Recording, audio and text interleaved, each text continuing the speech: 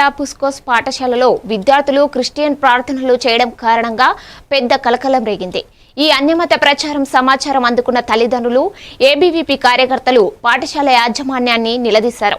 పాఠశాల యాజమాన్యం ఈ విషయాన్ని గుప్తంగా పట్టించుకోవడానికి యత్నించిన తల్లిదండ్రులు, ఏబీవీపీ నాయకులు కఠిన చర్యలు తీసుకోవాలని డిమాండ్ చేస్తున్నారు.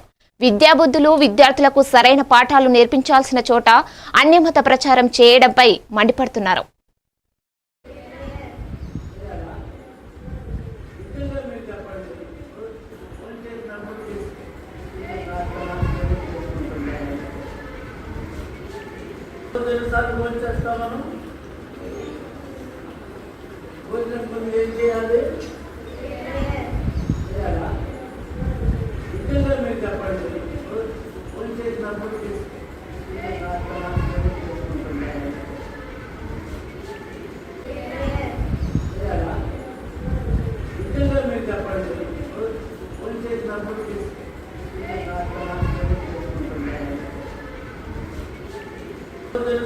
చేస్తామను